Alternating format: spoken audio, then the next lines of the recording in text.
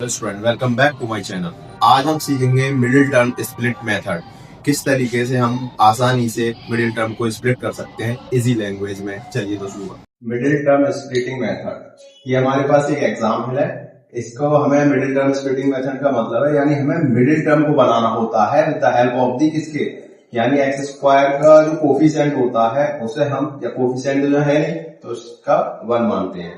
यानी कोई भी नंबर है तो उसका कोफिशिएंट 1 होता है, ठीक है। अगर जब उसके साथ कोई नंबर ना हो तो ऐसे हम p मानते हैं, और जो हमारी कांस्टेंट टर्म होती है इसे q मानते हैं।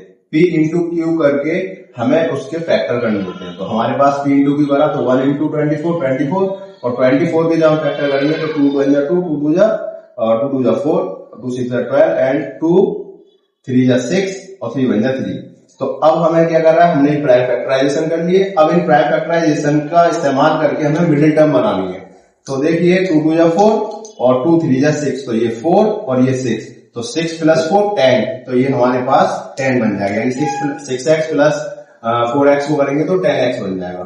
तो इस तरीके से हमने इसको मिडिल स्प्लिट कर लिया। एंड देन अब क्या करेंगे हम, अब हमने क्या करा, एक्स स्क्वायर जैसा था वैसा लिख लिया, फैक्टर हमारे 6x और प्लस 4x लिख लिया हमने और 24। अब हमने क्या करा, इसे कॉमन लिया यहाँ से। अब यहाँ हम क्या कैसे ले सकते हैं कॉमन, यहाँ 6x है और यहाँ पे हमारे पास कितना है x इंटू एक्स, और इधर है x 6 इंटू एक्स, ठीक है। तो यहाँ भी x है और यहाँ पर भी x है, तो एक x हमने कॉमन ले लिया, तो ये हमारे पास एक x आ गई। अंदर क्या बचा, एक x, तो हमारे x प्लस बचा हमारे पास क्या 6, तो ये हमने लिख लिया। यहाँ हम करेंगे 4 इंटू एक्स और इधर करेंगे 4 इंटू 6, 4 6 जा 24, तो यहाँ 4 और यहाँ भी 4, तो 4 कॉमन आ गया। अंदर क्या बचा हमारे पास x बचा और 6 का 6 बचा, तो ये हमने यहाँ लिख लिया। एंड देन हमने फर्दर क्या करा कि जब दो बार नंबर सेम होता है एक बार हम कॉमन ले लेते हैं, और जो हमारे पास मल्टीपल जो होता है इसका x प्लस 6 का, जो इस वाले फैक्टर का है, उसे हम 4 के साथ ऐड करके लिख लेते हैं।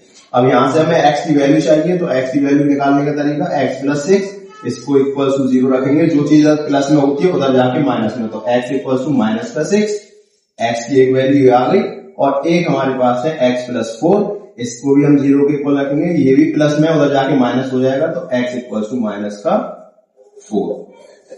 तो हमारे पास x की दो वैल्यू आ गई है, x इक्वल टू माइनस का 6 और माइनस का 4।